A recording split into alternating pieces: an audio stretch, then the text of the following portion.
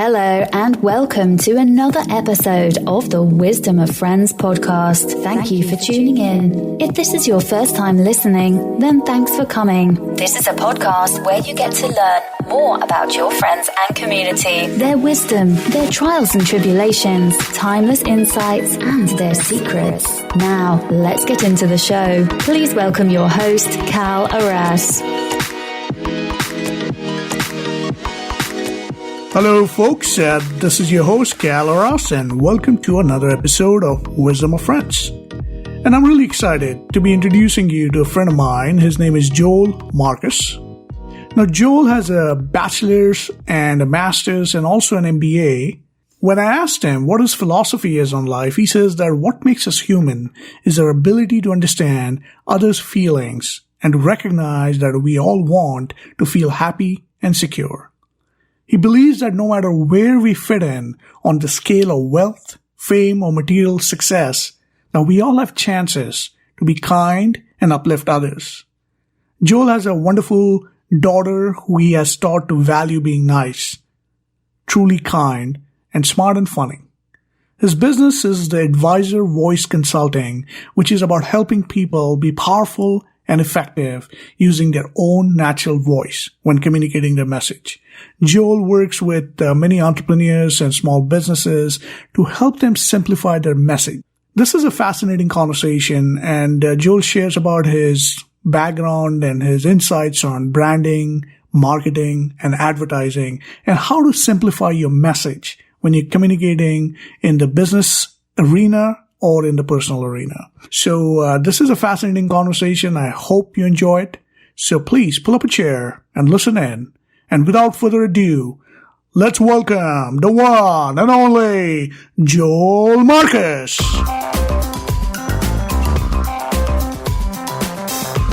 Good evening, Joel, and welcome to another episode of Wisdom of Friends podcast. I'm really excited that you took the time to be on this program. And let me start off by saying what my first impressions of you were, and this was almost a year and a half ago. We met at this Kirkland Eclectics Club, and I had an opportunity to hear you speak. And one of the things that stood out for me was the way you presented your points with a story, and that story was so animated that we really connected with you as an individual and as a speaker. And it reminded me of a phrase that my mentor used to use all the time. He says, like, facts tell, but stories sell. And I knew back then that, I definitely would like to have you on the show and pick your brains about storytelling and also about your expertise in marketing and helping out small businesses. So, and we'll get to that as we go along with the podcast, but I really want to thank you for taking the time to be on the show. Thank you for having me. I'm really glad to be here. Excellent. And one of the ways, Joel, we start off our podcast is by asking our guest a very simple question, and that is, what is your favorite quote or philosophy that you live by, and how have you applied it to your life? That's a good question. And I have a lot of philosophies that I like to live by. But I would say that remembering why we're human and treating each other with humanity gets me through the day.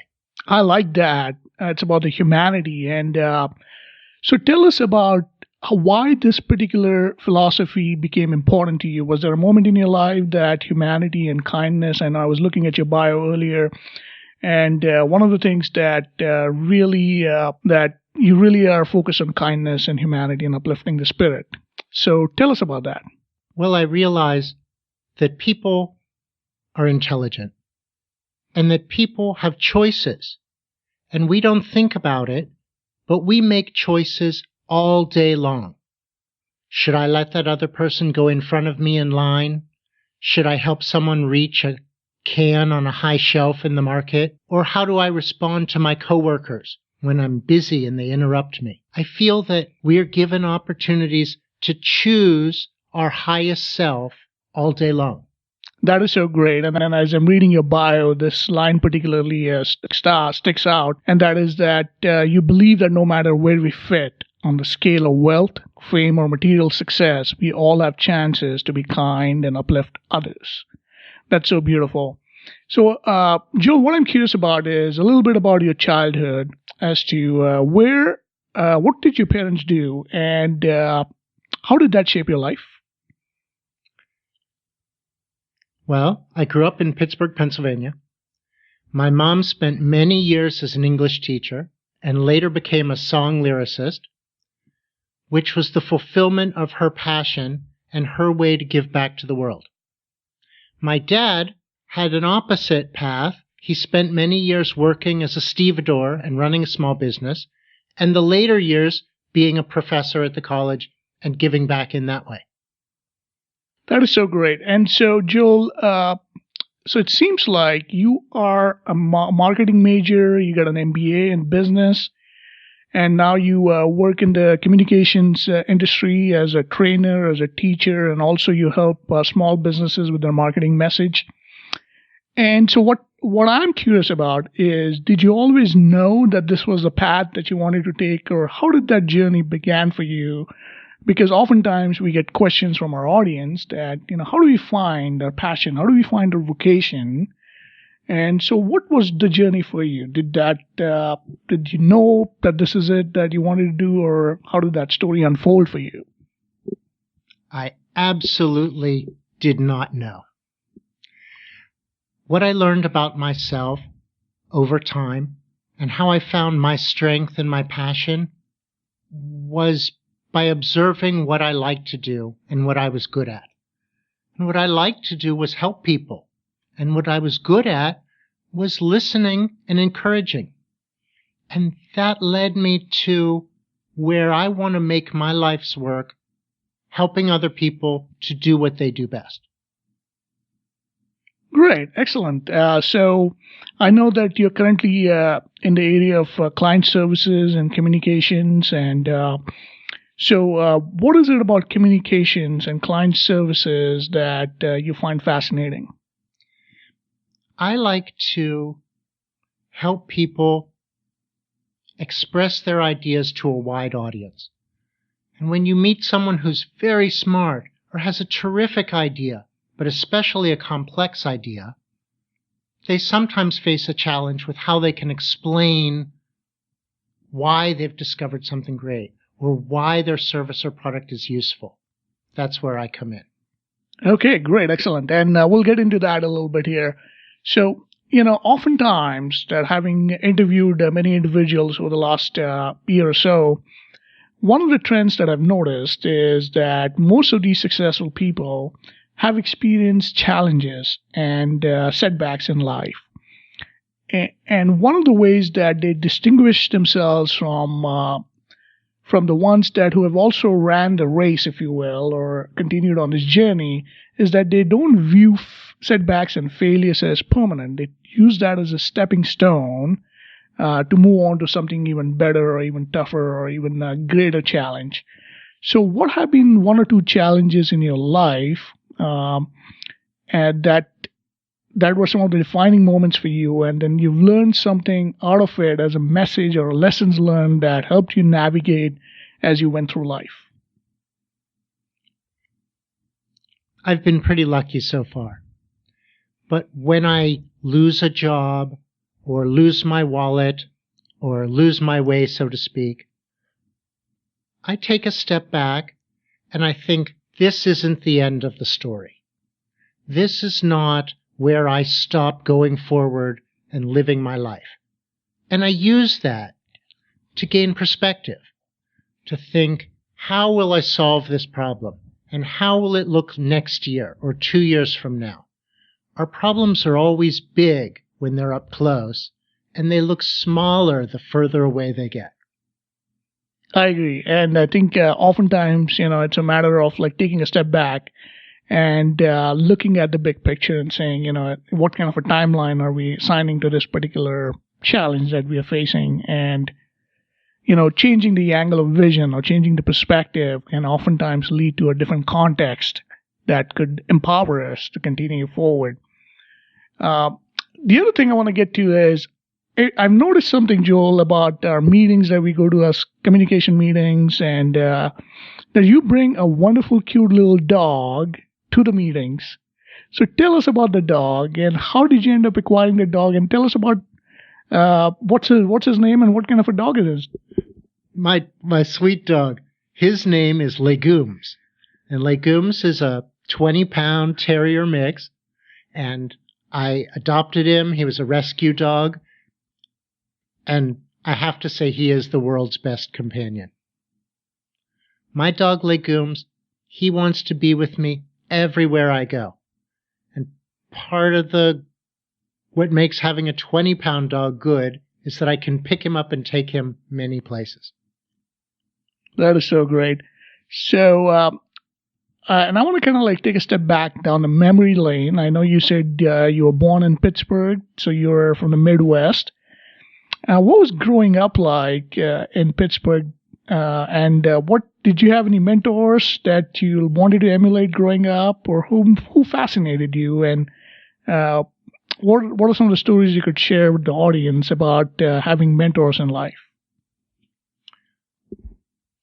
Well, because I grew up in Pittsburgh, and because I had the opportunity to get my graduate degrees there, I certainly met a lot of great professors. And each of them had a special talent and a gift to give. And while my mentors have changed as I moved through my life, I've found that each teacher and each professor or guru we meet has a special message that we put in our pocket and carry with us. Yeah. And were there any particular individuals that you looked up to, or? Well, I recall one college professor I had, and he was a very great literature professor, and he was from Peru. And he was running a graduate seminar, a room full of super academic, super smart literature people. And this professor had a terrific way of saying he didn't know the answer. And while that sounds counterintuitive, when you meet someone smart who tells you they don't know the answer, it gives them more authority and credit when they do. So if he said in a lecture, I don't know the answer, 1 or 2 times in a conversation, and you got to the 3rd time and he said, this is the answer, then it gave him all the power in the world because we believed him completely. So what I'm hearing you say is credibility is such an important aspect of communication and relating to people. And oftentimes, it takes courage to be able to admit the fact that sometimes you may not have all the information that's asked of you. And by admitting that gives you an instant credibility, and then helping research and trying to find out the correct answer to that question can help you build that relatedness with the individual or your audience. And that's such a beautiful point. And I think as a communicator and as a leader, I think, I'm sure, was there any particular incident in your life that you adopted that skill where, you had to admit to the audience that you didn't know the answer and you had to go back and research some more and come back and find out and share? Well, I certainly got on the path of saying that I didn't know the answer after having that professor. But what I realize is it is the courage plus humanity for us to admit we don't know the answer and to admit when we need help. And actually, it's more effective to say I don't know the answer and I need help than it is to stumble or fake it or potentially make a mistake that you regret. It's far better to ask for help up front than cut something with the saw and regret it later. Yeah, I couldn't agree more. So, one other question that I have about your background, Joel, is that, you did your MBA and you focused on marketing. Is that correct? My work was on human resources and marketing. Human resources and marketing. So what is it about marketing and human resources that fascinated you? I know because you have this business on the side. It's called Advisor Voice, and that provides professional services in copywriting and customized social media services for entrepreneurs and independent business owners. So how did that come about for you? Is that something that you always wanted to do, or was that your specialty, or what was it about this particular profession or this major that spoke to you? It gets back to one of my world themes that I like to repeat, and that is, there are so many smart people, if only I could make them all look smart. And what I mean is, sometimes people get so caught up in demonstrating that they have knowledge and experience and great ideas that they stumble on explaining it. In other words, they try so hard to show that they're smart that it becomes more confusing. Complex processes can be explained simply. And I'd like to tell them, what you do is hard to do. It doesn't have to be hard to explain. The advisor voice and the services I provide are a way of helping people who know what they do explain it to others. No, that is so great, and I think that's so fascinating because, I think there was a quote by Einstein that he talked about the different levels of complexity. Goes all the way from brilliant genius to all the way to simplicity, and simplicity is like the highest form of brilliance, if you will. And so, is there a process you normally follow when you are working with a client as to understand their message or understand the product that they're offering, as to how do you simplify a complex idea and break it down? I'm very glad you asked that. And when I work with people, they figure out my pattern right away. The point is how to get people to explain what they do in their most natural voice. So I ask my client, tell me about your process. And they give me a few very polished, complex sentences. And I say, what does that mean? And they explain it again with a few more sentences. And I say, and what does that mean? And they get a little simpler. And then they get on to my pattern. And I say, and what does that mean? Then they understand me and they laugh. And I say, now tell me what you do as if you were talking to my grandmother at the Thanksgiving table. Nice and slow and the shortest words you can find. That is so great. Is there an example you could give us that you might have worked with a client that enabled to simplify the process? And I like what you just shared about, enabling taking a complex idea and being able to explain it in a simpler word to your grandmother. I think that's an indicator or a litmus test that you really understood what you're doing or what your message is. So no, that's really fantastic. So tell us more about that. So my example is, I have a client.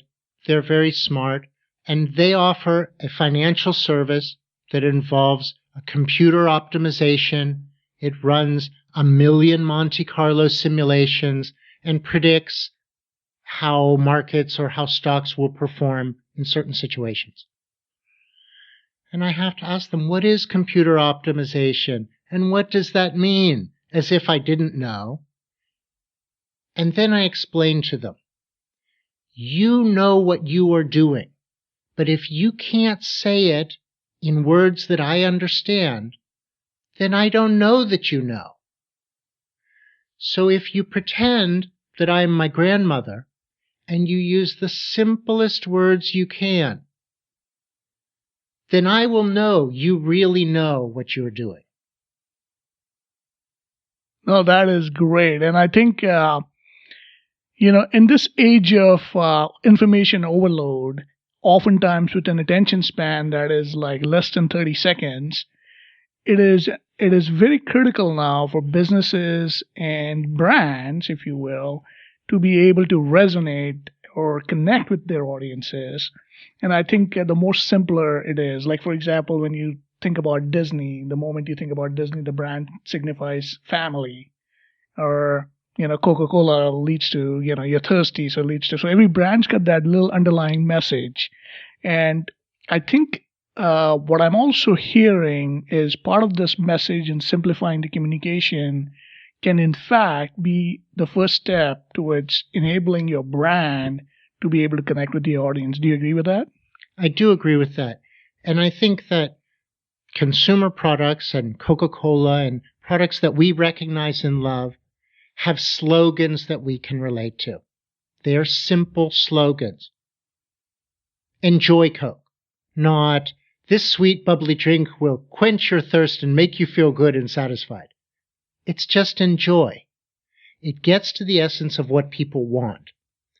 When people are explaining how their service helps or why their product is beneficial, they have an opportunity to express it simply. And some business and salespeople practice their elevator speech. And that's where you have from floor 1 to 23 to tell someone what you do. And I encourage them not to be cute about it, but can you tell me how your service helps me? Just one sentence. What do I get from your service? What do I get if I buy your product? What makes your product or your school or your restaurant or your service special? Tell me the one thing my grandmother needs to know that you bring to the table if she hires you. It's not a slogan, it's an authentic explanation, but it gets people down to, I have 2 sentences to tell you what my work is. No, that is so great. And that brings up another question. And as a marketing and communications expert, my question to you is, most of our audience, listeners in our audience are small business owners and entrepreneurs, and, some of them have just launched their business and they're struggling with defining their brand, struggling with identifying a name for the business. And so what I'm curious about is, having worked in this industry of marketing and communications and with many business owners over a period of time, when you think of the word branding, what does that mean to you as an expert in this industry, and how could anybody start strengthening their brand or start defining that brand so that it resonates with the customer base? I know it's a mouthful of questions there, but you can take one at a time. Sure. No, and it makes me think right away, visually, that we often associate a company's logo as being their brand, because that's what we recognize and remember. But brand is really the quality that you bring. Brand means identifying with belonging or quality or service or reliability. Your logo is the picture we see, but your brand connotes the value you bring. Yeah. And do you also agree that a good brand also has certain values that the organization believes in that's part of branding as well?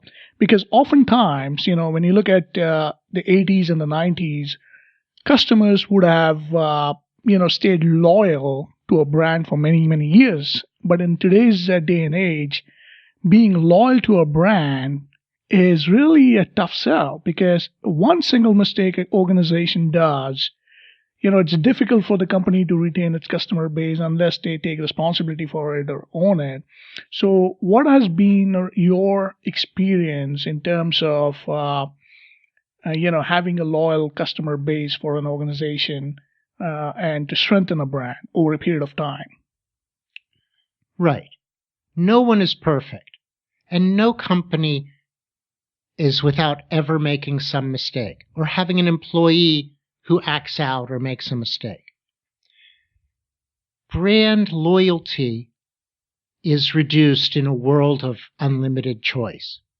Brand loyalty is not just between 2 car makers or 2 kinds of butter that you like. Brand loyalty means that you believe in the quality of the product or service and you stand with them through your consumption. Originally, a brand was a mark on your cow or horse, so no one could take it away. It showed that it belonged to you. And brand loyalty is the respect that the brand owner has pride in their mark and pride in their company. So I feel that companies and services and other agencies that have brands have an opportunity to build customer loyalty by being true to their own brand. I like that, and it's very rare that somebody reminded us of the fact that, the origins, what branding was all about. It was the brand on your product or a service initially, and then what you stood for was about the respect the brand owner had, was about brand loyalty. That's so great. And there is a great book out there for the benefit of our audience. It's a book by Simon Sinek called Start With Why. And he talks about the concept of the golden circle. It's not the what, it's not the how, but it's the why is what people resonate with. Do you agree with that concept, or something that you would advocate to your customers as well? I think that that's a brilliant way of looking at consumer choice, because it's not how we buy a product, but it is why we buy it. Why do I prefer one location over another? Why do I prefer one style of computer over another? When people who offer services can answer the question, why choose me, then they're in touch with the highest part of what they offer. Yeah, no, that's so great.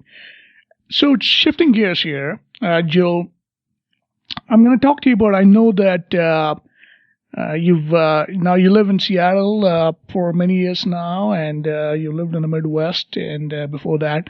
So what have been some of your favorite places to travel, and what do you value so much about this particular place? What I really love about living in the Seattle area is not having snow boots. I know what you mean.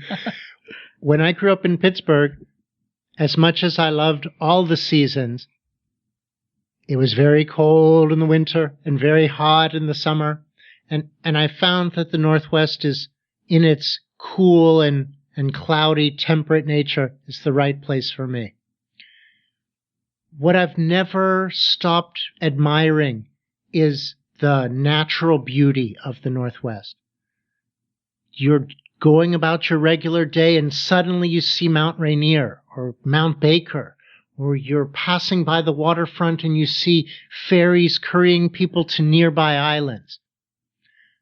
The first time I visited and went to Alki Beach in West Seattle, I was sitting in the sand of the small beach at the water's edge, and in one picture I saw babies playing, people kayaking, pleasure boats, fishermen, a giant container ship, islands, and the Olympic Peninsula with snow-capped mountains. Wow. And I thought, this is a cheap painting become real. And I've never stopped loving the vistas that are around every corner. No, yeah, Seattle is indeed a beautiful city, and that's why they call it the Emerald City, because it's so precious. And so the other question that I have for you, Joel, is having witnessed working with different companies and the ebb and flow of industries come and go, and just working with different individuals, I'm sure customers and clients, and with your own life, what would you say is your definition of success, and how would you define greatness? I'll take it in reverse. I define greatness as a person who is able to choose the best, the kindest, the widest choice that they can make in everyday situations. I feel that great people feel that they are part of society and not outside of it. And what would you say about success? I think that success is a feeling that we have inside. And it's not measured by your income, and it's not measured by how many times you're listed in the newspaper. But success is measured by people's ability to find their passion and to pursue their passion. I have a teenage daughter, and I told her that she needs to find and pursue what she truly loves, and that success will follow. Rather than the goal being a measure by some other standard, to pursue our passion and to love what we do is to be on the path to success. Yeah, and I like what you say in your bio is that your philosophy is what makes us human, is our ability to understand others' feelings and to recognize that we all want to feel happy and secure. And I think that relates to what you just said about being successful. It's like, pursuing the path that you love to do and successful follow. That is so great. Now, let me ask you this. How do you choose your projects? Are there any specific mental steps that you go through before choosing projects or taking certain clients on? Or what kind of metrics do you normally kind of use to choose your pick of the projects? Well, of course, I love working with people who have a terrific idea or who are excited about the message that they want me to help them to develop. And I believe that everyone who has a message has an opportunity to explain it well and to make their impact as big as it will be. What excites me is an excited client. When I feel their passion, when I feel that they're excited about their work, then I know I can help them. No, that is so great. And I think, it's very important because, as, they say that one of the components of wealth is time, and whom we choose to spend our time becomes really important, and that directly relates to the kind of projects that we work on, because it's the kind of people that we work with, and it has a direct impact on our state of mind and our happiness as well. So I'm glad that you mentioned about working with people and the projects that excites you, and that that you can feel that you can contribute to them and make a difference. So we're going to switch gears here, and this is the next segment of our podcast, and these are some of the conversations or the questions that we have received from the audience for our guests. So the first question for you, Joel, is what stops people, in your opinion, from achieving their fullest potential? I think that people have become afraid to be bold. I think that even the longest journey begins with one step. And for people to be bold, they only need to start with the first step. No, I agree. It's about a journey of 1,000 miles begins with a single step. I think it's absolutely right on. The next question for you is, and this is more of a generic question, and that is from our audience. It's like, what is the biggest lesson or insight about life that you learn that you would like to share with our audience? I think that I would like to share the feeling of hope that we are not alone. And what I mean is, each of my life situations, someone else has also experienced. And I look at them as my inspiration. So as I learned to ride my bicycle from Seattle to Portland this year on the STP ride, I looked at other people who had also just begun riding a year before me. That is so great. So I'm really curious about the Seattle to Portland ride. So tell us about that journey. How did you prepare for it, and how long of a trip was it? And I have many friends who have actually done it, and they've been encouraging me to try it out. And I'm like, well, I need to put it on my calendar, but I haven't yet done it. But tell us, walk us through the journey for some of the people who are curious about this race. So there are many people that I've met who've gone STP, or Seattle to Portland, the 206-mile bike ride, many times, or every year since a certain year. And I said to them, this is a once-in-a-lifetime experience. And they said, oh, no, I go every year. And I said, no, for me, it is a once-in-a-lifetime experience. I began riding my bicycle last year, a road bike, and I found a suitable used bike to get started on. And I went 20 miles. And I came home and I told my daughter, I went 20 miles. And then maybe 2 months ago, before the STP, I texted her, 80 miles down, only 20 miles to go. And when I got home, she said, Dad, you went from 20 whole miles to 20 miles left. It was a big change. To answer your question specifically, I trained for the STP through the Cascade Bike Club Cascade Training Series, a 13-week guided training series. Wow. This is a great program.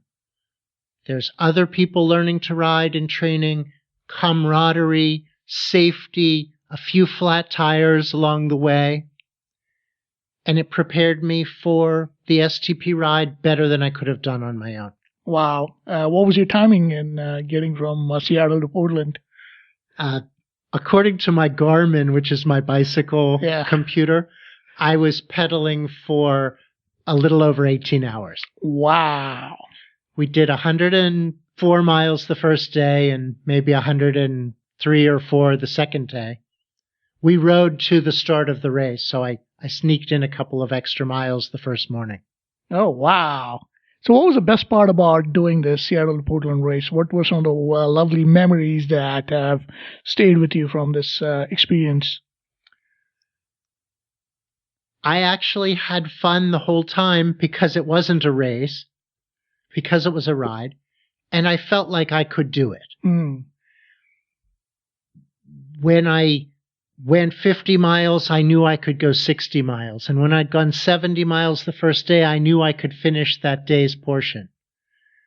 The fun of training is knowing that you can finish.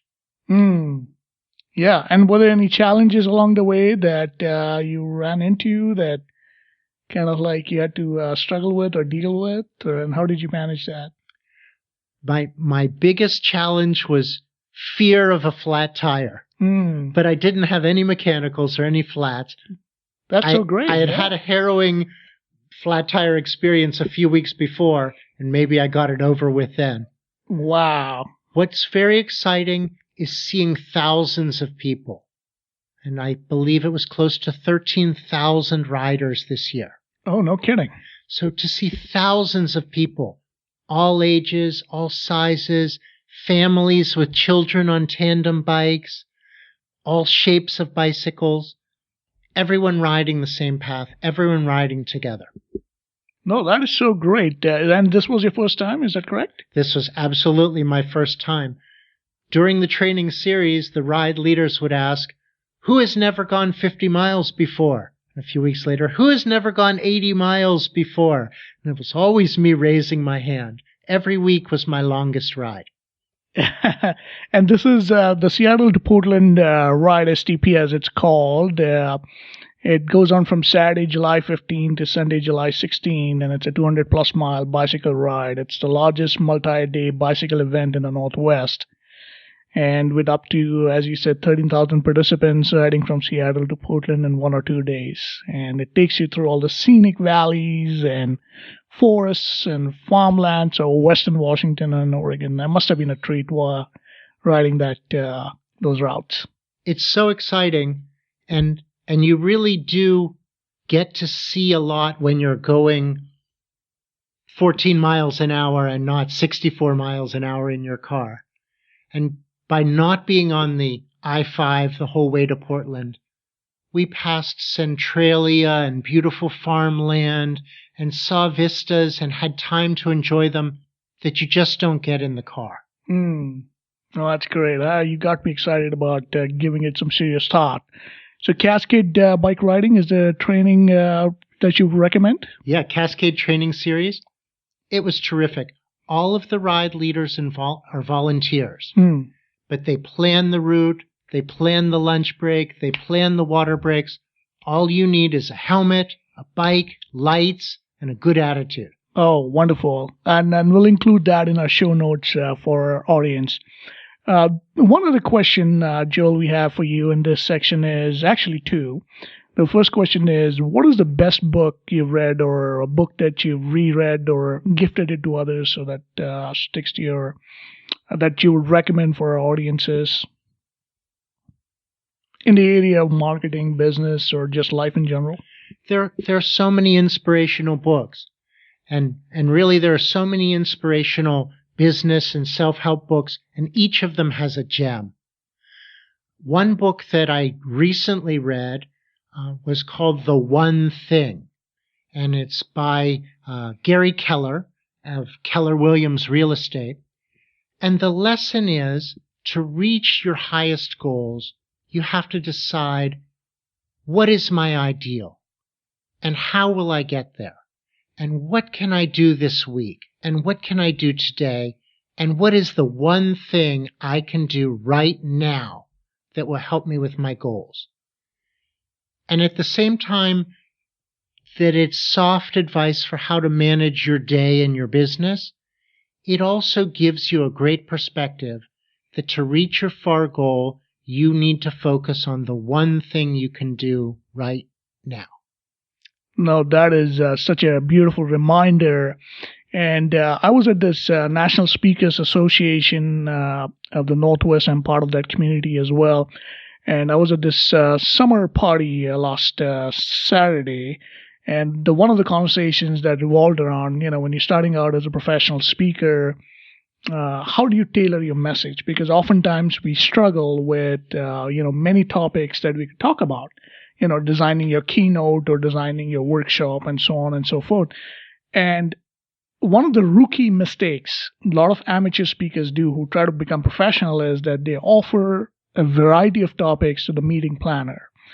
And that is really counterintuitive because it shows or it sends out a message that you do not have one specific area of expertise. And what these pros do is they have one message that they deliver on. That's their signature story or their signature theme, and that one thing that they focus on. And once they've built that brand or once they have established their foundation in the industry, and that's when they start having an array of topics that they add on. But it's always, and I know it's very counterintuitive, but that's it reminded me of that conversation, is like you start off with that one thing. And also there was a movie, I don't know if you've seen that, it's called City Slickers, where it's a Billy Crystal movie. I love that movie. It's about just one thing is what you focus on. So that's a beautiful reminder. So one other question, Joel, in this section that I have for you is, if you could go back in time, this is like a hypothetical situation, and if you could go back in time and talk to your 20-year-old self, what advice would you give him? Do more sit-ups. The advice I would give my younger self is to plan for a long life and not to feel that every decision needed to be the winning decision right away, but rather to take enough time to discover my passions and allow myself a lifetime to perfect them. So I would make my decisions less quickly and I would pursue them steadily. Oh, that's beautifully said. I like that. Moving on to our next section of our interview this is the rapid fire round, Joel, and this is I'm going to ask you a bunch of fun questions, and it's the first response that comes to your mind. And Blue. And of course, if you want to elaborate on any of these questions, feel free to do so. But again, this is the rapid fire round. So, Joel, are you ready? I'm ready. Okay. So the first question I have for you is, what was the most unusual job that you've done in your life? The most unusual job that I had was restoring Steinway pianos in a dirty garage warehouse and cleaning the finish off of an old Steinway with stain remover and a hose. The next question I have for you is, what is one thing that you do every single day or a week or every year to maintain your sanity? Every time that I see the digital clock read 11:11, which of course could happen twice a day, I take a moment to be grateful for all of the good things I have in life. And it's a moment, if I catch it on the clock, not to worry about what I don't have and not to be worried about the stresses I have, but to take a few seconds to be glad for all the good things I truly experience. That is so great. The next question is, if you could be successful in another profession, which would you choose? Artist. I have a passion for making woodblock prints. And the reason I like it matches with my philosophy of communication is that they can be simple and powerful. That is great. I like that. The next question is, if God exists, can she be trusted? She can, but she's laughing at us now. And if you could ask God one question, what would that be? If I could ask God what question, it would be tomorrow's lottery numbers. And then the final rapid fire round question for you is, if you could have any message of your choice on a billboard, what would that be? It would be that everyone is my teacher if they would only give me the lesson. I like that. And now this finishes our rapid fire round, and we are moving on to our final section. This is the wrap-up section. And I have a couple of questions for you in this section. The first question is, what is your current personal or business project that you're passionate about, that you're working on, and what are you looking forward to in the next 6 months to a year?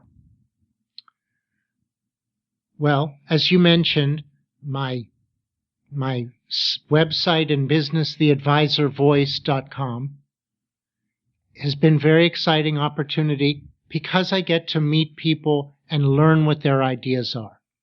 And as satisfying as it is to help people simplify and give their message effectively, it's exciting for me to meet new people and learn about all the great ideas people have.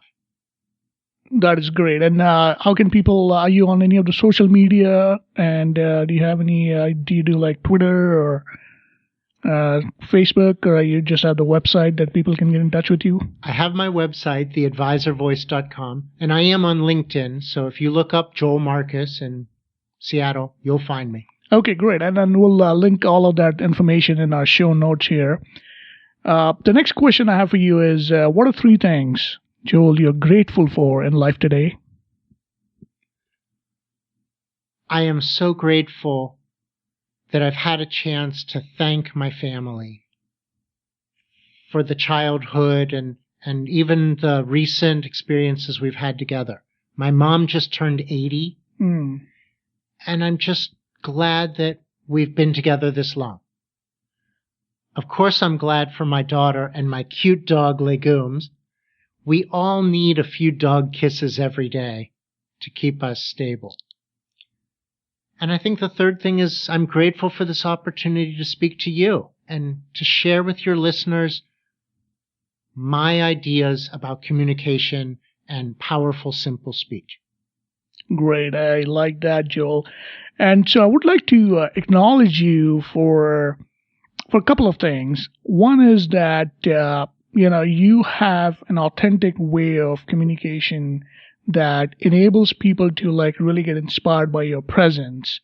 And the other thing is that I've also noticed is that you have a genuine way of delivering value to your customers, to your clients, and to your friends.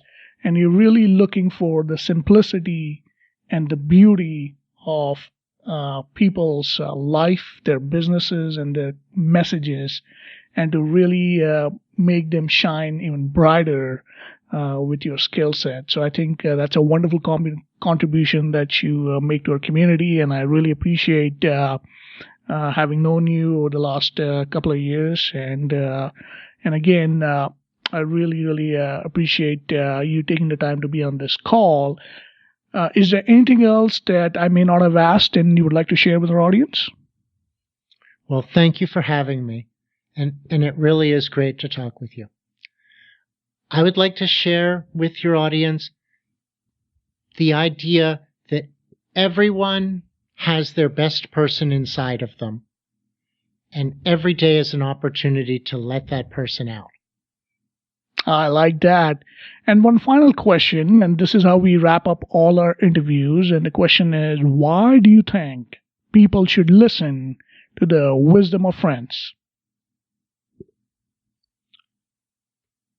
I believe that these podcasts help everyone to see that others have a message and that all of us face the same hopes and dreams and challenges.